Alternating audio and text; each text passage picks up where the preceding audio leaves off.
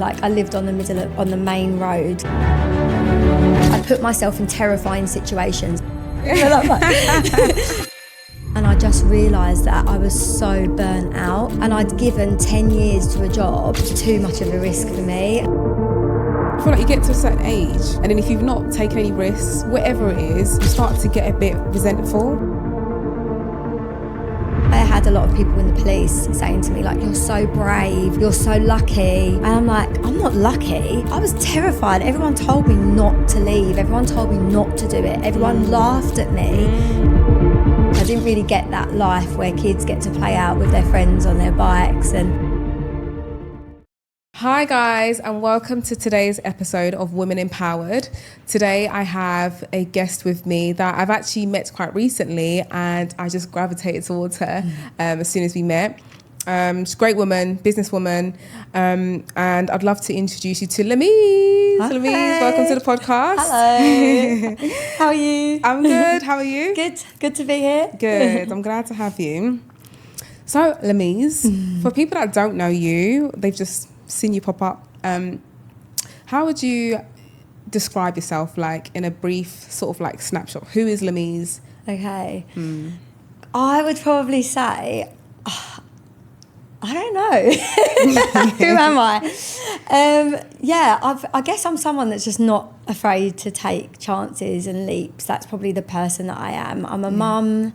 I've got an amazing 2-year-old son. I'm a wife. My husband's incredible. I came from, nothing really, and just tried to work my ass off to kind of get to where I am. I'm just somebody that, like, I suppose my motto is just, you live once and you just have to do everything, take every chance. That's probably the person that I am. Yeah, I love it. Entrepreneur, mum, wife, everything. So I love your name, by the way. What, is there a meaning to that? Is there like? Yeah, it's probably detrimental. The meaning of my name, so it actually means soft touch, which can be quite damaging, I think, sometimes. But yeah, it's Arabic. I'd never heard it before ever, and then probably more so in the last couple of years I heard that it's quite a common name. Wow. First time I've heard of it. Yeah. So nice. Are you Arabic? Yeah, so my dad's Arabic and my mum's English, so I'm like half and half. Yeah. Oh, nice. Interesting. Yeah. Okay, so that leads nicely on to my first question. I always get so intrigued by like female entrepreneurs and their upbringing, and what like seeds were planted in you. So tell me a bit about where you grew up, how you grew up, what was your childhood like? Yeah, so I grew up in southeast London in a place called Camberwell. I don't know if you heard of it. Yeah. So I grew up on the 15th floor of a council flat with my mum. So she was a single parent. She had like 3 jobs, trying to like hold them down to try and give me basically everything. And it was hard. Obviously, at the time, I didn't know it was hard. At the time, I was a kid and I just wanted everything. But now looking back for my mum, I'm like, bless her, like it was really hard for her. And I think I just kind of like grew up thinking that I had everything. Do you know what I mean? Like, because your mum gives you everything, you just assume that you're like well off. So I suppose it wasn't until I'm older and I look back. But yeah, I used to see my dad like every other weekend until I decided that I didn't want to see him anymore. So really it was just me and my mum. Yeah, small family. Wow. Really small family. So growing up in southeast London, Camberwell, that's a predominantly black area, right? So in school you went to like quite a dominantly black school, would you say? Yeah, definitely. But do you know, like for me, I was like, that's where I grew up. That was my home. They were my friends. People like, I think when you're young, you don't really think of things like that. It's just your reality. Yeah. Okay, interesting. I would just say where I grew up wasn't a safe area. Like I lived on the main road, and there was just like a lot of crime where I grew up. So I didn't really play out much. I didn't really get that life where kids get to play out with their friends on their bikes. And do you know what I mean? Like it just wasn't safe where I lived, but it made me who I am, so, Wow. So you were in Camberwell up until the age of, like, when did you kind of move out? When did I leave? I must have been about 21, 22 when I met my boyfriend and I moved to Essex. Okay. Yeah, so I was there, like, pretty much my whole life. Yeah. I used to love it. My life going out clubbing, like, I would get on a bus outside my house. Literally, I'd get on a number 12 bus and go up to the West End and have nights out at the West End. And then another weekend, I'd get on a 176 and go to Croydon. And I was like, I was everywhere. Like, it was so good to be central. Like, I grew up literally like in the hub of London. It was just incredible. Yeah, that is true. You're pretty like easy to get to any part of London from where you are. Yeah. Wow. So when you moved to Essex, how was the transition? Like, so you did all your school in Camberwell. Yeah. Did you do like college, uni? Did you? Yeah, I went to college. Do you know what? College was quite funny, actually. I went to college in an area called Surrey Quays, like in Bermondsey.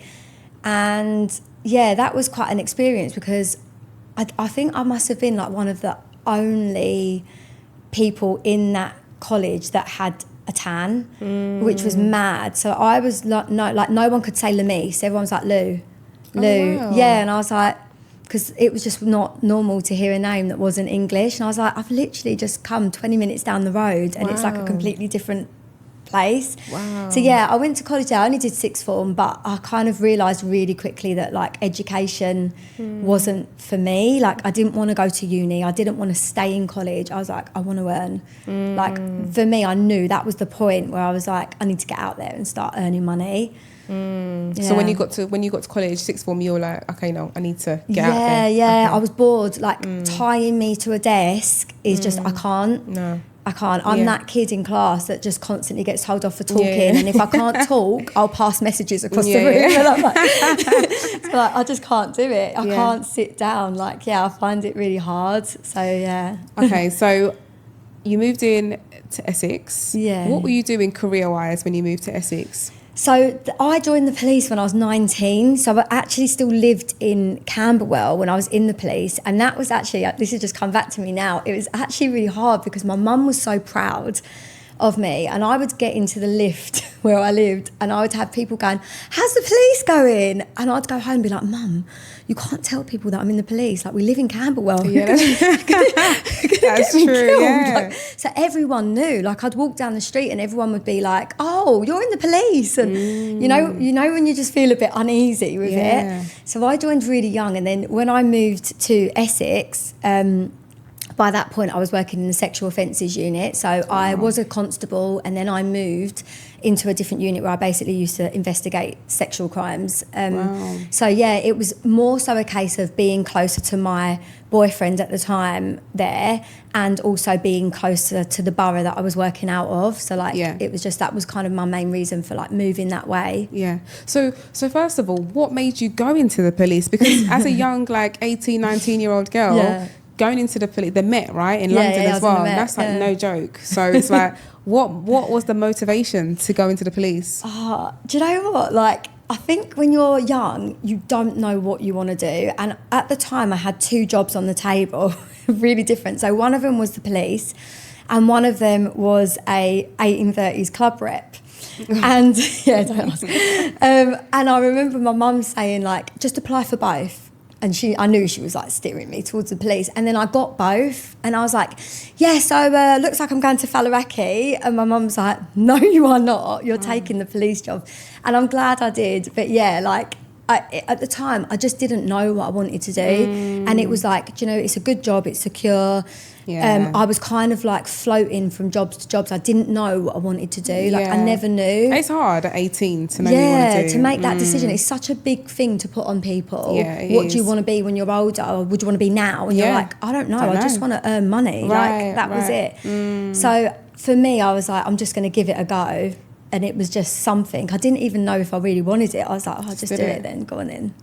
So were you out in the streets? Like? Yeah. I was out in the streets. I was probably one of the smallest police officers that imagine. I've ever seen. Like, when you look at the Hendon videos and everyone's marching, you've got all these people up here and then it goes like that and then it goes back up again. I was just tiny, but I think I'm like a chihuahua. Like, I've got very small person syndrome. So like, I'm really small, but I've got like a big... You're like pocket rocket. Yeah. It's probably a better term, rather than chihuahua.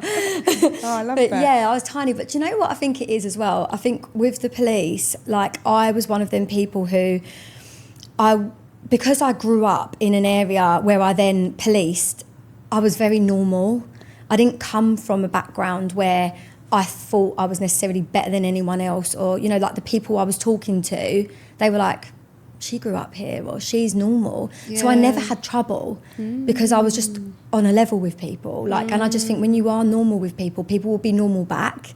I mean, don't get me wrong, obviously you deal with people that aren't like nice, but yeah, like I just felt like it was okay for me. I never really had drama unless people were like mental. Like, then obviously they don't know what they're doing, but Wow. That's amazing. Yeah, it was mad. It was a time of my life that I'm proud that I did, but it did destroy me for a short period of time. So how long were you in it for? 10 years. Oh wow, so a long chunk of your life. Yeah, it took my childhood, really, not my childhood, but like my 20s. So like when you're in your 20s and like you want to go out with your friends and you want to do things or like act stupid, like it made me grow up really quick, because I was like, you know, I'm going out and what they say to you, you're always on duty. So like if something's happening and you're there, you've got to do it. Yeah. You can't just ignore it. Not really, no. So I mean, people do, but like you've got to care, like you've got to do care. Yeah. So like for me it was like and that's kind of probably why I am the way I am now, where I'm very kind of like, I'm not the person that goes out and gets really drunk. I'm always that, you know, responsible one. And I think it's just been drummed into me from the age of 19. Like just to be the sensible one. You're the sober one driving everyone home. Yeah. Wow. So like, how did that shape like your mindset towards life? Because like you say, I can imagine if they say to you mentally you're always on duty, and I'm sure that you saw some crazy stuff, right? Yeah. Like I can't even imagine. I mean, how did that shape like how you looked at life? Or was it just kind of like, well, you know, people do bad things, it is what it is? Yeah, I think the difficulty is that it's quite a negative job. Yeah. So I used to feel like, you know, people just automatically dislike you because you're in the police. So like you're automatically on the wrong foot sometimes. And that for me was really hard, because I was like, I'm a good person. Like, you know what I mean? And then like you're dealing with, say like you're dealing with domestics, you're dealing with deaths, you're dealing with people that have been stabbed, or you're dealing with people that are going through hard times.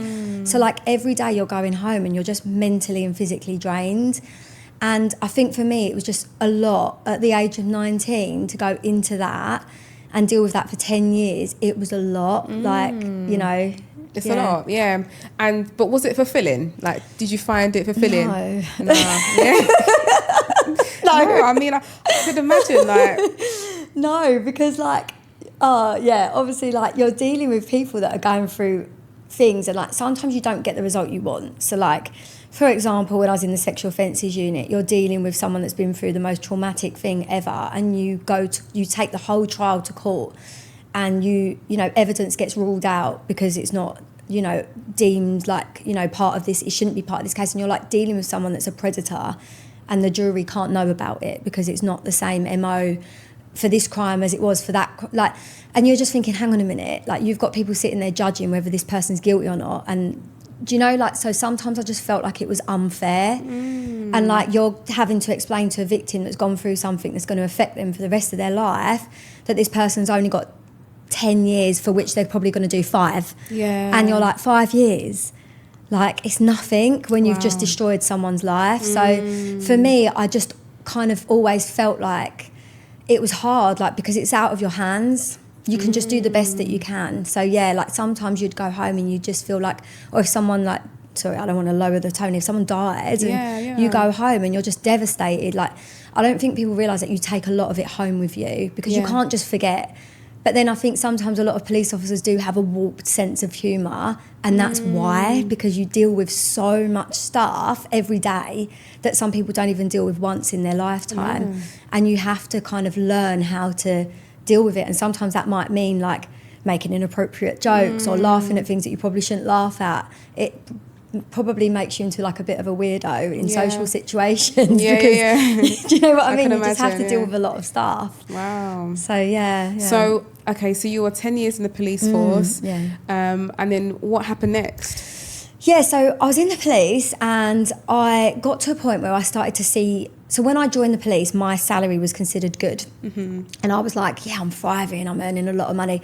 And then what happened was I was starting to see friends that were PAs, And they were like levelling up, and then they were EAs, and then they were earning this amount a month, and they weren't working weekends. They were going and doing their 9 to 5 in Canary Wharf and coming home with like their nice bags, getting bonuses. And I was like, I've been in the job for 10 years and my pay increment is like not that great. I don't want to be a sergeant. I don't want to be an inspector. I was kind of slowly falling out of love with it, and I was like, I need a break. I remember one of the last shifts that I actually did, I got in the car and I was so tired and mentally exhausted that I weren't even thinking, and the car went into, it was snowing as well, so that was probably part of it. I blame the snow. But I basically skidded into a wall, and I went back to the police station, and I remember I weren't with it, and I remember putting the SOIT log, which is basically a log that you write a victim's case in the freezer, and the swabs on my desk. Oh, wow. And I left, and I was like, didn't even think anything of it.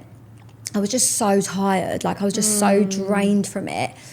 And I remember saying to my sergeant, I need to go home. It was like a shift, and it was going on and on and on and on. It was like overtime, and I was like, I need to go. Like I don't know if you've ever had a wisdom tooth out and you have dry socket. My face was out here and I couldn't talk. And they were like, you need to go and interview a victim now. And I was like, I can't talk. I've been on duty for like 9 hours. I need to go home. Yeah. And they were like, no, you're staying. And I was like, I'm not. And I put my warrant card down on the desk and I walked out, and I never went back. What? I never went back. I went to the doctors and I said, I think I've got asthma. Because I think back then it wasn't really a thing to have like panic attacks. Or for me, like to be in such a macho industry, you don't talk about panic attacks. And I went to the doctor and I was like, I'm waking up at 4 o'clock in the morning and my heart is racing like I'm running. And he was like, you're having panic attacks. And I was like, no, I've got asthma. He's like, no, you're having panic attacks. And he signed me off, and I never went back. Wow. I never ever went back, because I think I took that time off and I just realised that I was so burnt out, and I'd given 10 years to a job, and I just didn't really feel like it was for me anymore. It wasn't fulfilling me. I was like, I know I'm destined for more than this. I've got more. I learnt some skills and I'll take them with me. Yeah. So yeah, that was it. I left. Wow. So how long were you signed off for? 6 months. Oh, nice. So you had 6 months. Yeah, They're 6 still months. paying you. Yeah. To kind of just realign. Yeah, it was paid. I was like, was it paid? Yeah, it was. Yeah. That's really good. Wow. So, okay, cool. So after that, then what? So I went travelling. I found myself, at the time, I wasn't with my now husband. We were on a break, like Ross says. So I went travelling, I found myself and all that, and I needed it. You know, when people say you go travelling to find yourself, like, it's so cheesy, but I genuinely went travelling and I found myself. Yeah, it was good. And then I came back and I was like, right, what do I do now? Where do I go? What do I do? I need to do something. And yeah, I just started dabbling in things. So I was like selling clothes. I was going to like East London. I was buying batches of clothes. I was selling them, and then I was working in MAC doing makeup, and I was just like figuring it out. Like I was like, I don't know what I want. I'm just happy. Like it was so nice to just be content. Yeah. Just figuring it out, just trying new things. Exactly. And I forgot to actually mention that while I was in the police, I'd done a hair extension course. How could I forget that? That's like the biggest part of my career. So I used to do Friends, and I used to do people on my days off and stuff like that. So I also had that always on the side going. Okay. So like it was always hair there in the back. But it was never for me, like it was never, you know, you could leave the police and go into hair. That would have been like, even when I left the police, everyone was like, what are you, am I allowed to swear, by the way? Yeah. Oh, yeah. Everyone was like, what the fuck are you doing? Like, you are mental. You've got a pension. You've got a stable job. Stable. And I was like, no, I'll figure it out. Don't worry. Something will come.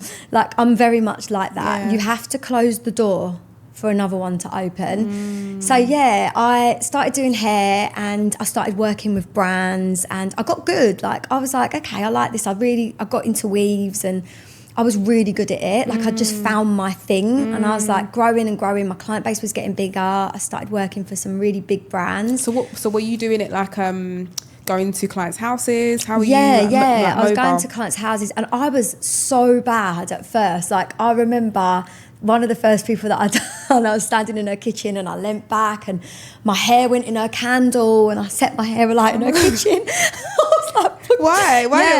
Were you like nervous or something? No, I just kind of, I don't know. Like, yeah, I think it's quite funny when I look back. I think I was just new to it, and I was just like finding my way, and I just used to go to people's houses. I feel I've removed that now.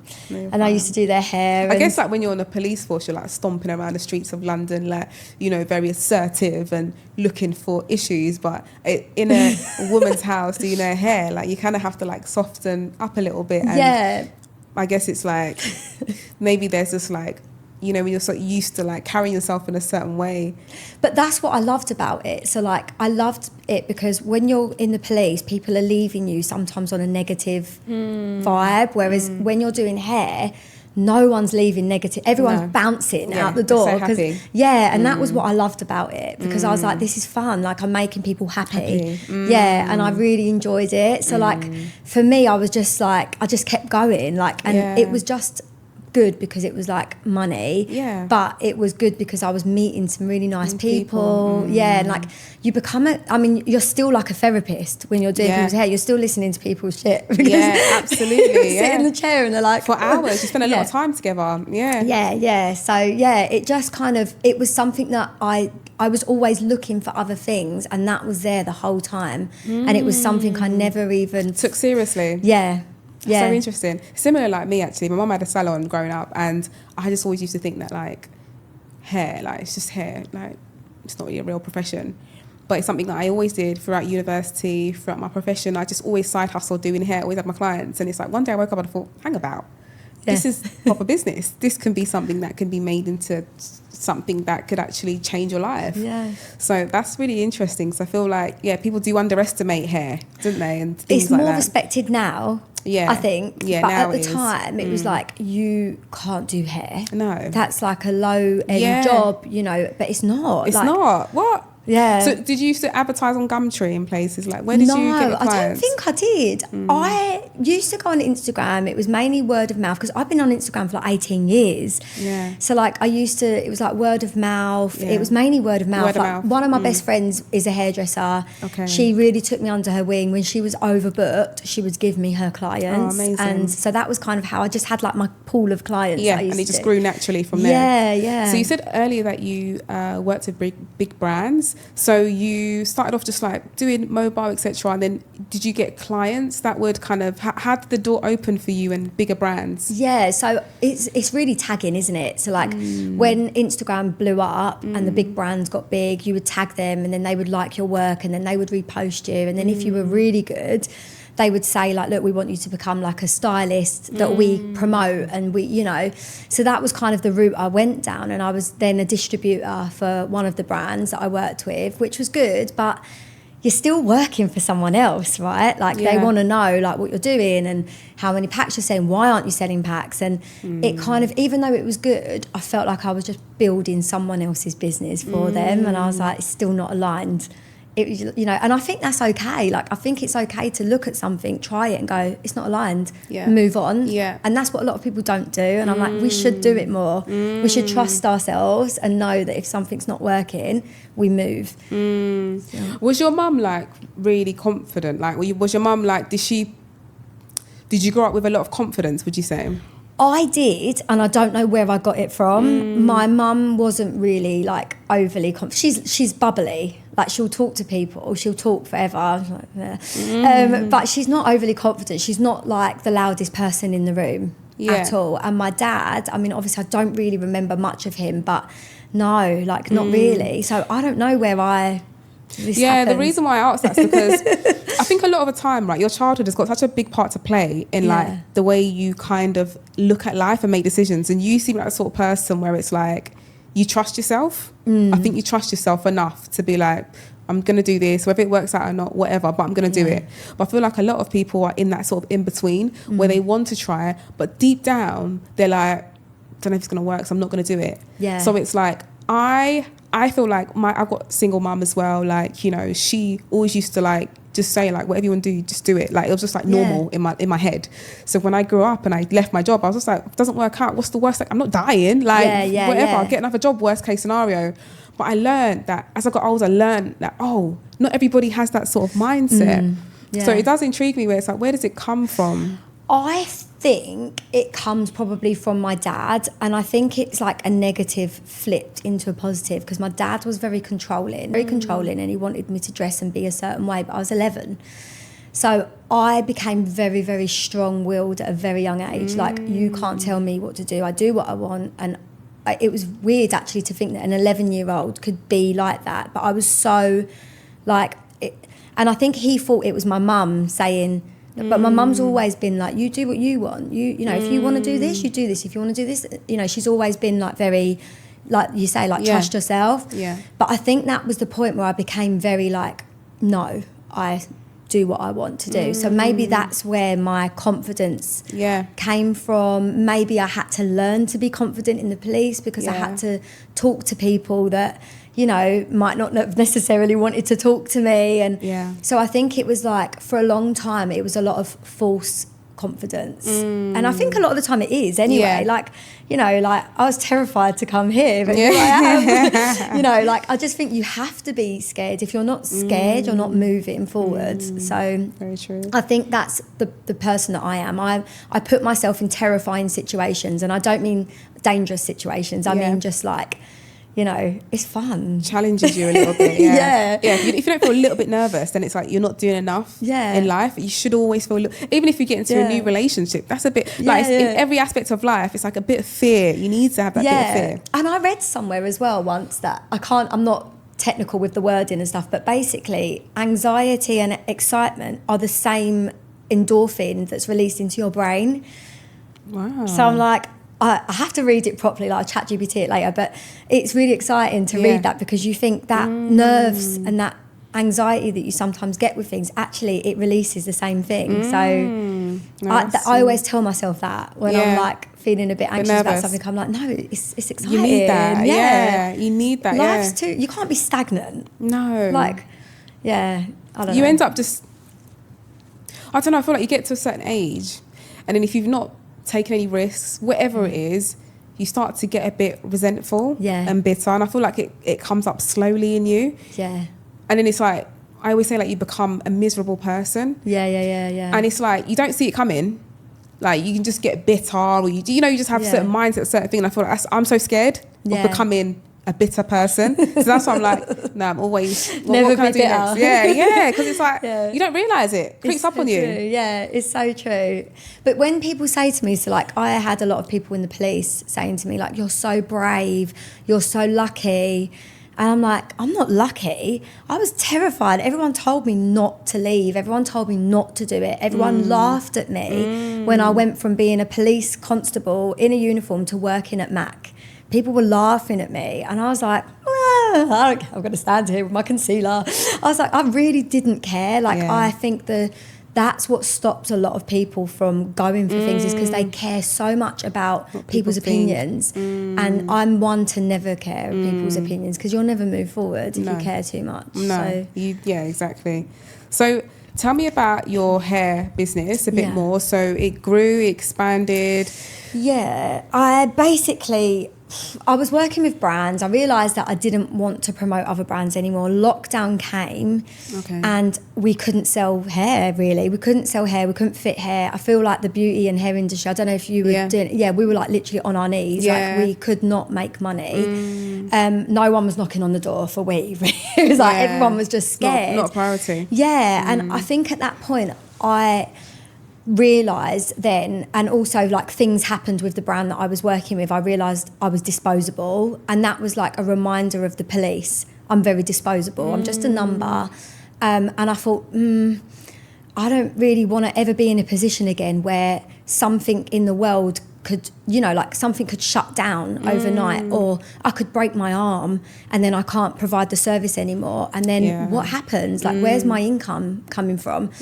So I then obviously we were in lockdown. We had a lot of things to do. I watched a box set. I can't even remember what it's called. It's about a lady on Netflix, and she brought out her own hair cream thing. And it was just I have to message you CJ later. Walker? Yes. Oh my God. I remember watching that in COVID as well. Yeah, did you? Yeah. I was like, this amazing woman. Yeah. And I was like, she just inspired me so much. And I feel like I watched it and I said to Joe, I was like, I'm going to bring out my own brand. And he was like... What, after you watched that? Yeah. He was like, no, babe, no. Like, you got it safe, you got it good. Like, he was like, you know, and I was like, nah, let's do it. Anyway, so we were like looking, and we'd already had factories that we had been talking to for a long time. And I was like thinking of names. I built the website. I had so much time on my hands. I weren't a mum then either. So I was like, I built my website myself.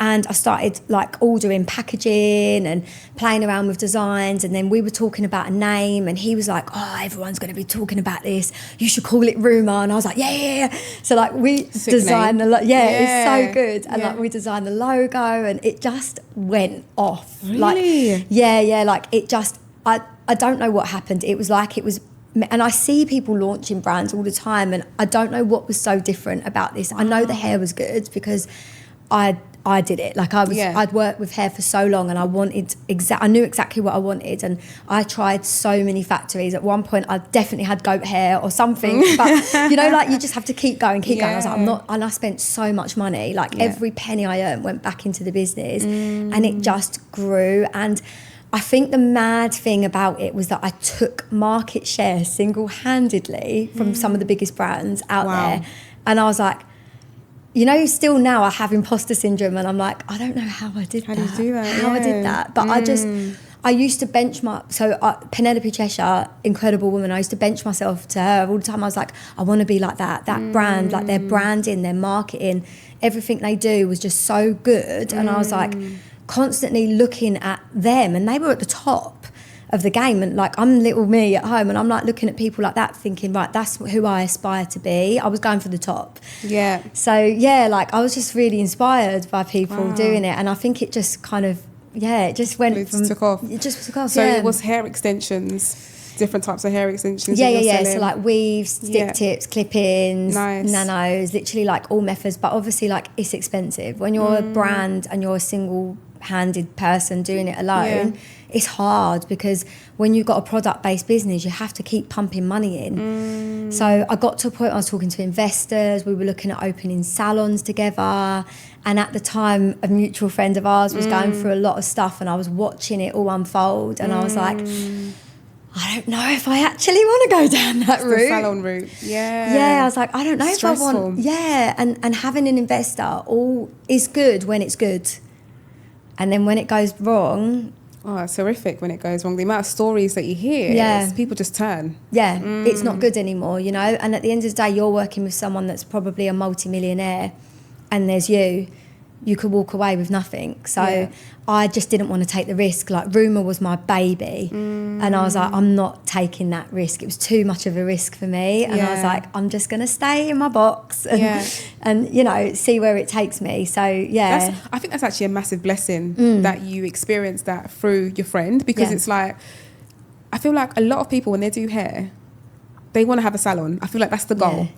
Do your side hustle. It's like, I want my name. I know what my salon's going to look like. But is that really freedom? It's not. And this is what Joe kept saying to me. He was like, you're going to be tied to that salon every day. You've got to be there every day. And he's like, you've got to manage staff. You've got to manage women that are probably going to be having arguments with each other. There's going to be politics going on I keep smacking this. I'm very like, he was like, you know, do you want that? Do you really want that? And we found a unit, and we were literally going to have that unit the next day. Oh, really? And I woke up and I was like, I'm doing it for all the wrong reasons. I'm doing it because I want to compete. I'm doing it because I want to be the best. And it's not because I want it. It's because I want to prove a point. Oh, I love that. And I was like, it's wrong. But that's the thing. Like a lot of people don't tap into that because it's ego, right? It's the ego where it's like, I want my name on the door, etc. But it's like, okay, you get it. It's great. Everything is great, but then it's like, what time freedom do you have? It's a ball and chain around your ankle. Oh my gosh, you know, it's and I didn't want that. And then when I had my little boy, that was even more of a sign that I'd made the right decision, because I literally must have fell pregnant about 2 weeks after speaking to an investor. Wow. And I was like, it was the right decision not to go for it, because could you imagine? I would have had to have left him at home every single day while I'm standing there in a salon, which I never wanted really. I wouldn't have, I wouldn't have kept up with it. I would have hated it. I know I would have. Yeah, there's so many different things that you're dealing with, customer, staff, you know, your reputation, like it's so layered. Yeah. So that's okay. So you decided not to do salon route.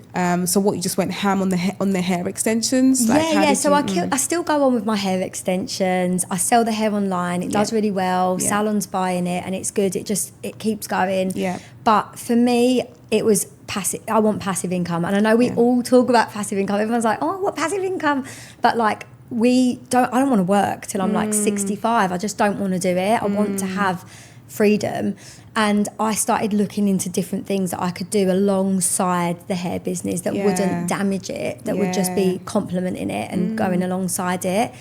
And I kind of fell into like what I'm doing now, which, like I said, I do alongside it, and it's fun. Like, I really enjoy it. I still have my hair business. I sell my hair online. I've got a couple of properties. My husband, we rent them out, so we have the income from that. Yeah. So it was more so a case of like, what can I do where I can have a team and I can help people, and it also brings me a passive income. It ticks so many boxes. Yeah. So got your hair extension brand. It's quite passive, but you still got that sort of like, you know, I feel like when you're an entrepreneur, like you just don't stop. No. Like once you got a bit of time, because we're working towards like time. Okay, cool. You got a bit of time now. Yeah. Then you're like, okay, what else can I do now? It's like, I don't know if it's like we need like a group, a special group that we all need to go and talk to, talk to each other and be like, you know, I just can't stop. I need help. It's so true. And like, I feel like sometimes my friends think I'm just odd because they're like, Lamiese, what is wrong with Calm just down. relax. Yeah. They think I'm drinking coffee all day and I'm like, I'm not. No. This is me. Yeah. But I can't help it. Like, I sit down with friends and they're like, I wish that I could do what you're doing. And I'm like,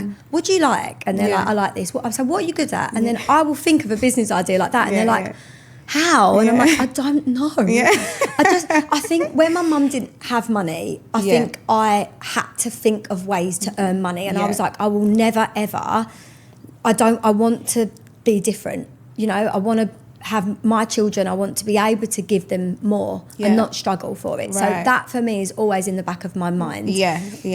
I just think there's just so many things out there. There's so many ways that especially women, like, oh, come on. We're just I just incredible. feel like we're so resourceful. Yeah, we could literally raise a child, cook a dinner, clean the home, build a business, probably put up some IKEA furniture as well, all in like 2 hours. Yeah, exactly.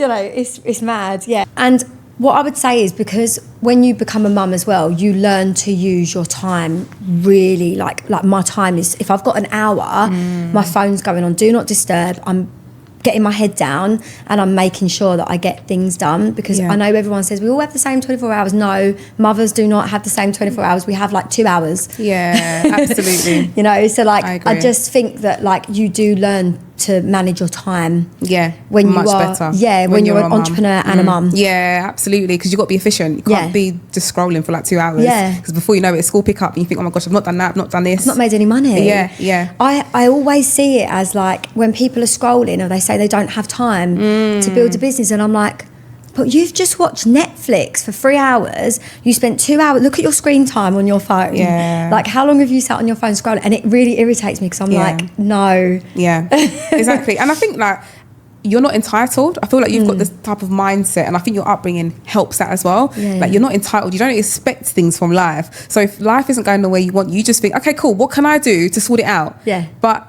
I guess not everybody has that mindset, right? Yeah, and I feel like that's the difference between winners in life, where you don't feel sorry for yourself. Like, if you're in a situation, you just think, okay, cool, I've got this, I've got that. Let me try just hustle and make some money from it. I say this to the girls on my team all the time. I'm like, when things are hard, it's just the universe's way of saying, how bad do you want it? Like, how bad do you want it? Are you going to give up or are you going to go hard? Like, you decide. And I'm like, do you want it or not? And they're like, yeah, I want it. I'm like, okay, go for it then. Don't let someone or something just push you, because you're going to get pushbacks in life. You're going to go into your office and your boss is going to piss you off, or you know, you're going to lose your job, or something's going to happen. You're going to get dumped by your boyfriend. What, you're never going to get a boyfriend again for the rest of your life because you had that bad experience. Like, you have to just keep moving forward. Yeah, Yeah, So, and it's not easy. Like, entrepreneurship's not easy. No. We're emotional creatures as well, being women as well. So I guess it's like knowing how to regulate yourself as well. Yeah. As an entrepreneur, I feel like, and men are good at that. I feel like my husband,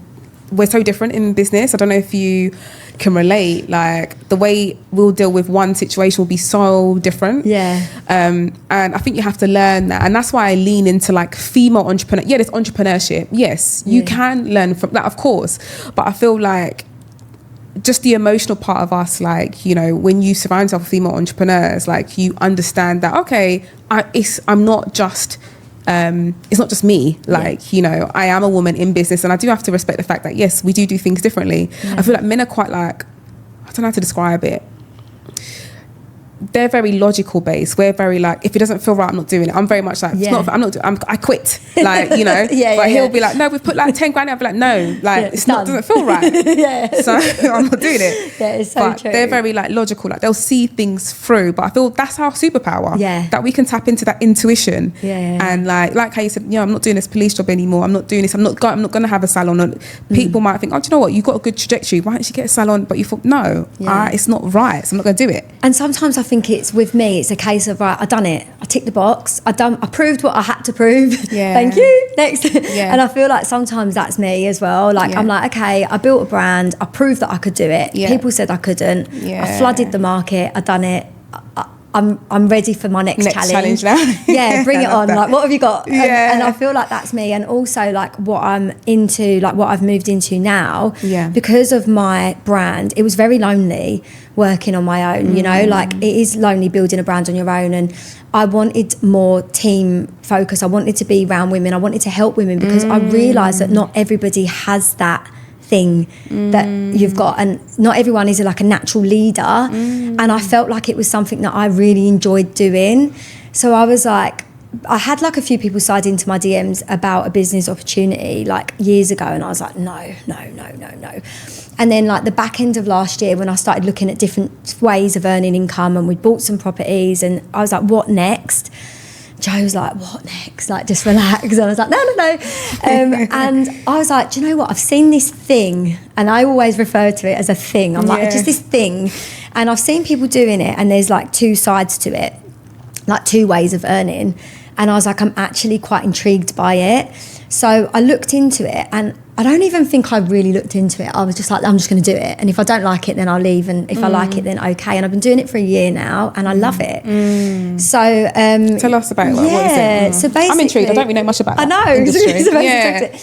So I didn't know nothing about it. I actually knew nothing at all. I thought at the time I was just going to be joining the travel industry to save on my own travel, because we travel a lot. And I was like, I'm going to book some holidays for us. We can save, if I've got some hair clients, and I've got some hair clients that go to the Maldives, they spend a lot of money. I was like, I can book it for them. I can make probably like a week's income in one booking. And I was like, that's nice, I can save How that. does that work? How does it work though? How would you, so you get a commission? So you get a commission that's built into the platform. So it's a travel booking platform. It's like the oldest and largest home-based booking platform in the world. So it's been around for over 30 years. And what happens is you do a short course, you become a travel agent, and you can actually use that booking platform to book travel for people or yourself.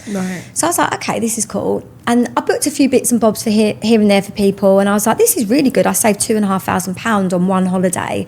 I was like, okay, this is, And then I looked at the compensation plan, and I looked at the other side of the business, which was network marketing. And I think a lot of people really frown upon network marketing. And it was something I actually didn't know enough about to judge. But I was like, okay, looking at the compensation plan, and I was like, I actually think I know quite a few people that could benefit from this. Like, I have so many people that sit in my chair every day, like mums that are like at home and they're relying on their husbands, and they want a bit of income for themselves. They're sick of asking for Botox money. You've got people in their corporate jobs that hate it, and they just want that freedom.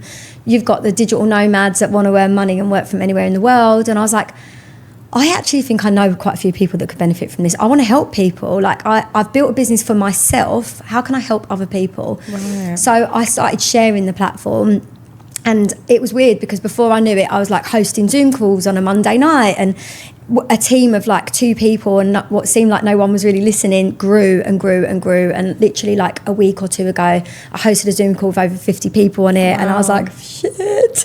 Wow. But like, it's just grown organically. And the feeling that you get when you see people changing their lives or bringing in that extra income, whether it's just a couple of £100 a month or whether it's a few £1,000 a month or it's life-changing money, I couldn't do that with Ruma. No. You know, you fit hair and you make someone's day, but you're not really making someone's life. Like, you're changing people's lives. And that sounds so cliche, but I've helped like over 100 people now to build their businesses, and it's just incredible. And it's passive income as well. So you've got that gratitude of helping people. You've got that leadership that you're enjoying because you're helping people with your vision, and you're showing them what they can have, what they have access to. And it's a business model that doesn't judge. And that's what I love.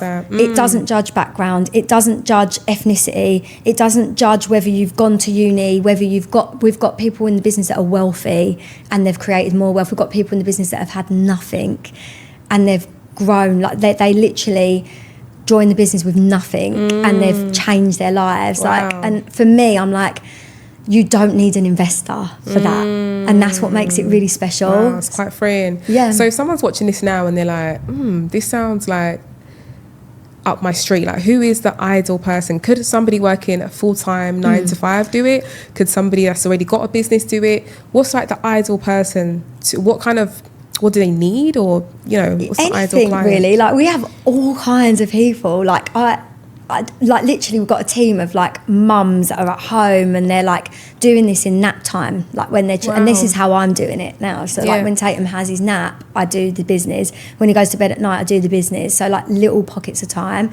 I've got a friend who's in the business. She's got a corporate job and 2 kids. She does this in the evenings. Wow. A lot of hair and beauty professionals no are way. in. Yeah. And the reason is because we are talking to people every day. We sell to people every day. I remember when I met you and you said something to me and it stuck with me, and you were like, I just love selling. Because there was one of the other ladies that was there, and she had like a selling academy. Clothes. She sets clothes. She does. And you were like, what is that? You were really intrigued. And she told you, and you were like, I just love selling. And do you know why that really piqued my interest in you? Because a lot of women don't like selling. Yeah. They cringe at you, like, oh. But they do it. They do it all the time. Like, you say to your friends, let's go to the coffee shop around the corner. I went there with my husband on the weekend. I had an amazing croissant and some juice or whatever. You're selling it. Oh, influencers online with their jeans. Oh, they're tagging Zara. They're selling.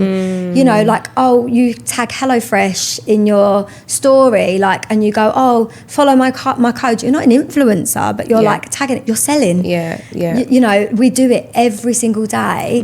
We are so influential. Like, every woman is so influential, and it doesn't matter whether you're just at home with your children and you're going on the school run every morning, you're seeing the mums at the gate, you could meet people there, whether you're going to the coffee shop, whether you're in an office with corporate people. We've got NHS staff in the business. Wow. Like, we are all influential women because we all listen to each other, and learn from each other. And nobody wants to work till they're 65, and if anyone tells you they want to work till they're 65, they're lying. It's a bit of fear. Maybe they're thinking, I don't know what else to do, so I'm happy working till I'm that age. And that's it, because it's drummed into us, isn't it? Like, it's drummed into us that you go to school, you get your qualifications, you go and do your trade, and you stay in that box, and you never leave that box, and you're going to close the lid and you can't come out of it, and that's the box that you're in for the rest of your life. And it's so sad. It's sad because people are unhappy like doing what they're doing. So like, we've had a lot of industry professionals like come into the business recently because they realise that they could benefit from this as well. But it's anyone. That's what's so special about it. It's anyone. It doesn't judge. And then when you're in the business, you build your own community. So like, I've got a community of hair extensionists and hairdressers, and then I've got girls in my team that have got communities of mums. We've got a really huge Muslim community. We've got like a Christian community. Like, we literally got pockets of communities. It's really nice. Wow, sounds amazing. Yeah. It's lovely. And it's like, when you get to that point where it's like, impact, your business is paying you, but you also make an impact. I feel like that's like the next stage, because I feel like the first stage is like you want to get out your job, and you realize, okay, I'm making some money, it's getting me out my job. The next stage is you want a bit of freedom, so you want to get out of that business that you've like kind of made for yourself. And the next stage is like, okay, I want freedom, but I also want to be making impact and making money at the same time. So I love that, because it's like there's like all those different stages of entrepreneurship that you've gone through, where it's like the impact means so much more now as well, because you know exactly when someone comes to you and they're like, oh, I'm just fed up on my job, or I'm just unfulfilled, you know how they're feeling because you've been there. And I literally say to them, I'm like, I've got the thing, I have the thing that you are looking for. I know I've got the thing. And they're like, what's the thing? But I think you do go through them stages, definitely. Like when you're working for someone else, you're sick of being told what to do. You're sick of being told when you can go home, or when you can have your annual leave, or you can't do this. It's like being mothered. It's like being a child again, being schooled again. And then when you own a business, and then you realise that you're the bottleneck of your business, and that you can't go on holiday and earn money, because the business doesn't run without you, or you're the face of the brand. So you can't just sell it, because then it's not, it's going to collapse, and you're like, I don't want that to happen.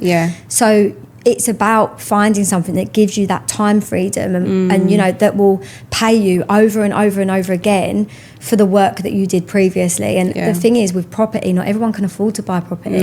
People want to generate wealth, but they don't have the opportunity to do it. That's the thing, because when you look at people say, oh, just buy a property and start from there, but it's like, well, you need at least 30k at least to start with. If you're making like 2-3k a month and your expenses are like 2k, how are you going to get 30k? How are you going to do that realistically? It's impossible. People don't get on the property ladder. How? And then when you have children, it's even harder, because everything goes on them.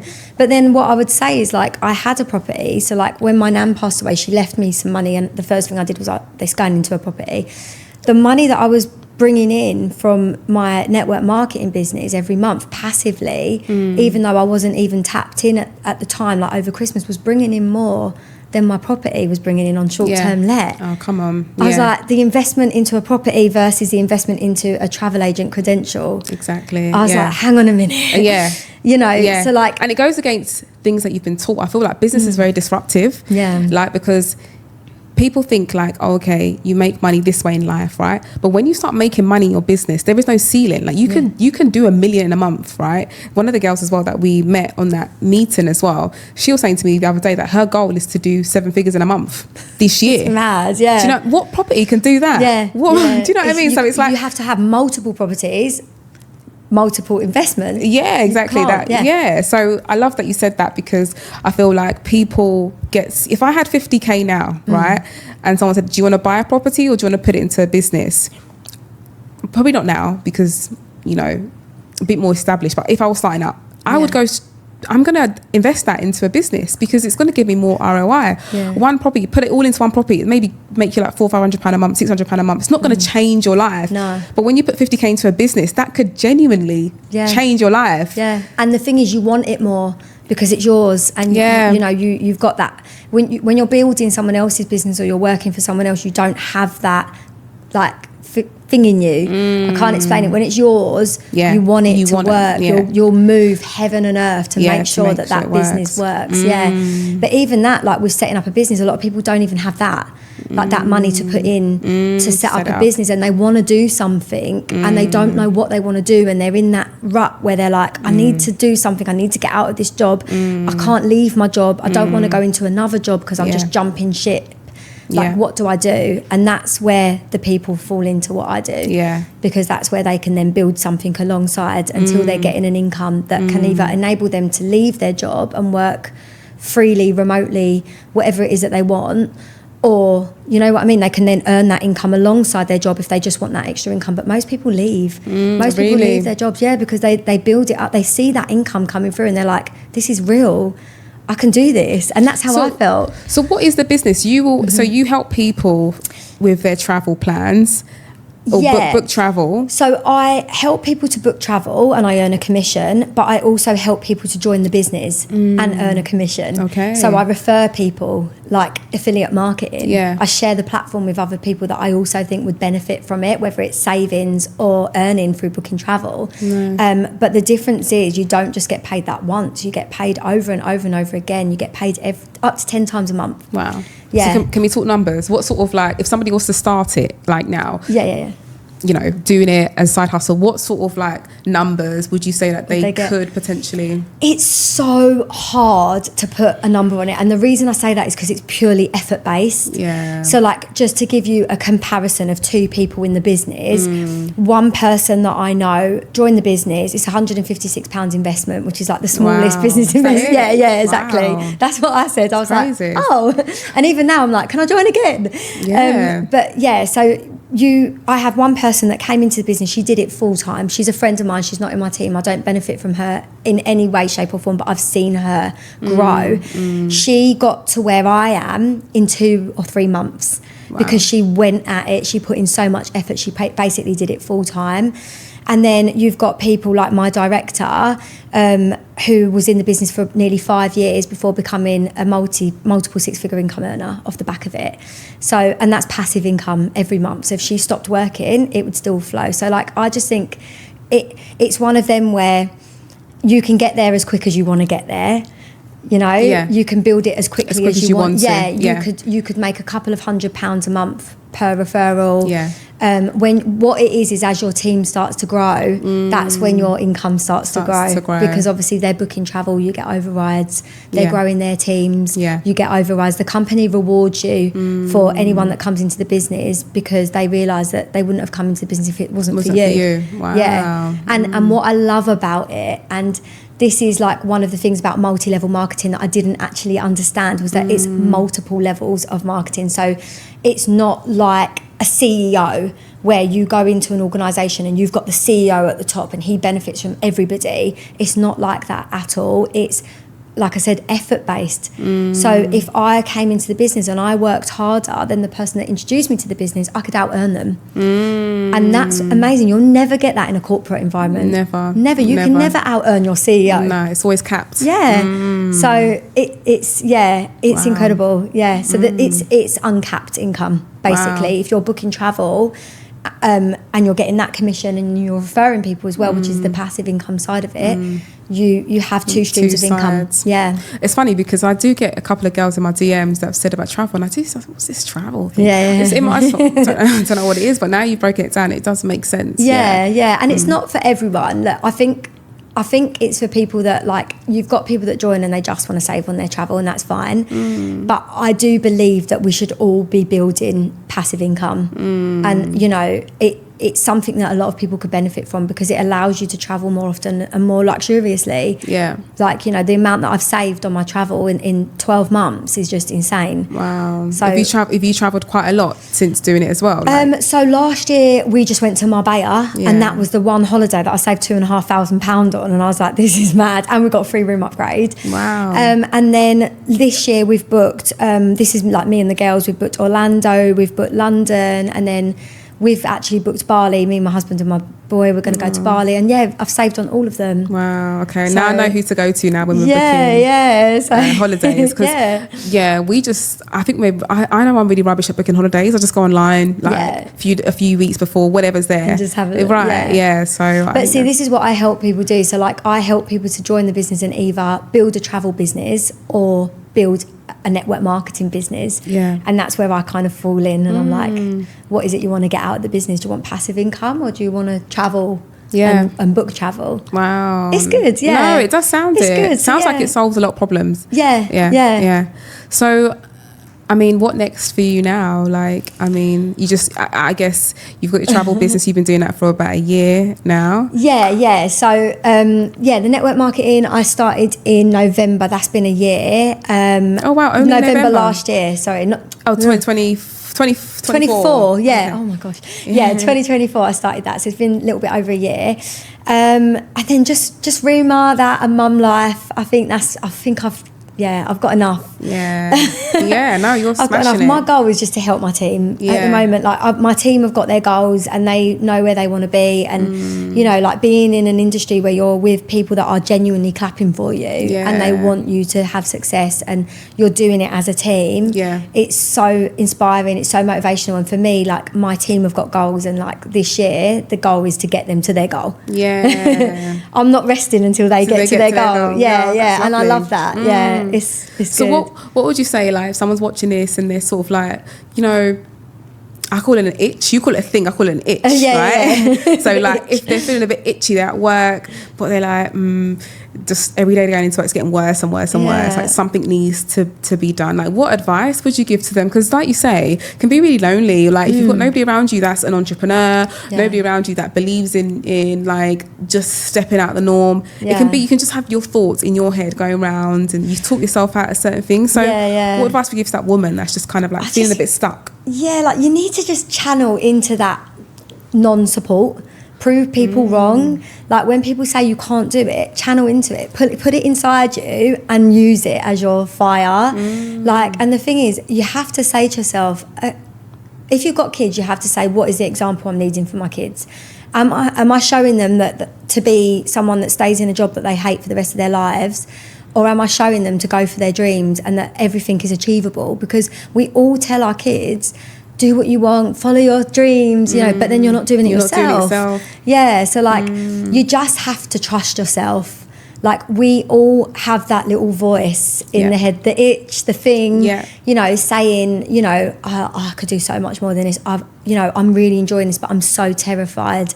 You have to do it. Because the thing is, there's always a job out there that will take you on. There's always I went and worked at Mac. Like, there's nothing wrong with working at Mac, but I went from a police officer to a minimum wage job. And I was like, I'll figure it out.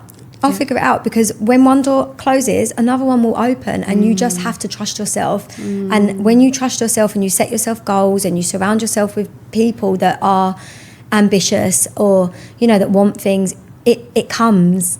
It does come, and I do genuinely believe that everyone's got it in them. Same. I do believe it. I just think people are terrified. And that's sad. It's so sad. I'm like, they're just so scared to do it, and you think, okay, what is the fear? Okay, I won't be able to meet my bills. I won't be able to pay my mortgage. That's what it comes down to. And it's true. Like, I get it, but build it on the side then. If you want it that much, build it on the side. And it's a side hustle until it's your full-time gig. You got nothing to lose. Why not swap Netflix for yourself? Because you'll agree with me, when you do business, it's so much more than money. It's a whole journey. It is. You learn about systems, you learn how to manage money, you learn about margins, you learn everything. You learn people. I feel like you become so emotionally intelligent when you're in business, because it's like you learn how to read people. If you're in a sales conversation, like, you know, this sort of environment you're not exposed to in work. No. You talk to people in work about work, or you make general chit chat by the coffee machine, and then you go back to your desk and you're like, you know, and we're just being capped. We're being put in boxes. And there's just, I think COVID taught people how to become entrepreneurial, because people sat at home and thought, what can I do? And that was like a really big shift, I think, I think in the so business too. world. But like for me, I just think you have to do it. You have to. Why not? Life's too short. Life is too short. Like, it's sad. And I think a lot of it does come from influence on the outside. Like when people tell you can't do something, or people make you feel like you can't do it, or you're not intelligent enough, or you don't have enough experience. And it's sad. It's all in the mind. It's not actually everything you listed there is mind. It's not actually tangible things, is it? Exactly. But you it's a journey, and when you go on it, you learn so much about yourself as a person. So much. Like when we were in that room the other day, and we met people from different backgrounds doing different things, and everyone still had that like thing in them, you know, like that fire in them. It was so refreshing, because it's like, it's not often that you're in rooms that you feel understood. So it was so refreshing. I was so thankful to her for putting that together, because I thought, wow, like, it's nice. I'm not crazy. Like, I'm in a room full of crazy women as well. Saying crazy numbers, and I love that. Yeah, that is it, because I love talking business. I love it. Like, I think I bore people with it, because I'm like, so you know, but like, I just, and you can't help but think, right? Like, even like if I go to like Blue Water, for example, then I'll see a new like shop that's selling socks. I'll be thinking, oh, how much is their rent?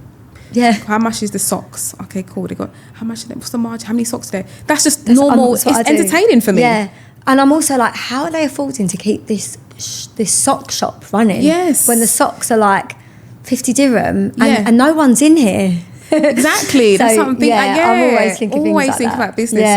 And it's so refreshing, because for me, like, being in this environment, it's nice to meet other women that are just as crazy. You don't feel like you need to water yourself down. You don't feel like you're being too extra. I love it. And I think that's the thing as women, like, we actually do have to be quite proactive to find your tribe. Definitely. And especially when you're a bit of an introvert, like, I'm very much, I'm an introvert, but when it comes to business, I'm an extrovert. It's really weird. I'm quite happy to be at home on my own. I don't want to go out. I don't want to socialise. I will sit in, I'm literally, I go to events and I sit in one corner, and whoever's next to me, I'll talk to them all night. I'm the same. I don't circle the room or anything. But then, you know, when you're in business, you have to do it. And that's why I come alive, though. That's the thing. I come alive there. So it's so true. Introvert, extrovert. Because people are like, oh, you've got all these events. Like, how are you introvert? But I thought, but the events...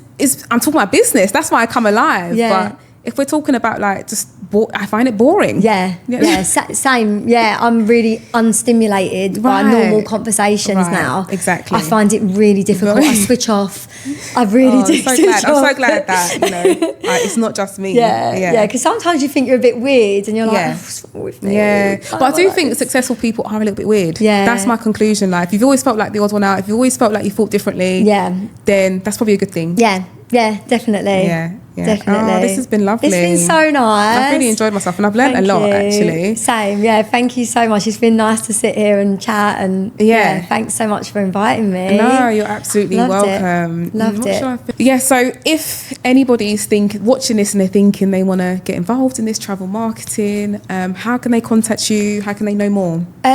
Just follow me on Instagram.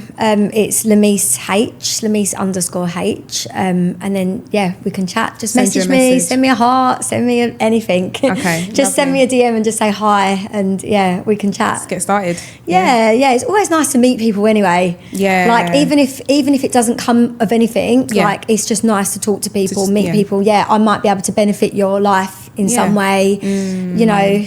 Oh, amazing. Thank you so much for your time today. Thank you so much as well. Thank you. Thank you, guys, and we'll see you on the next episode. Bye.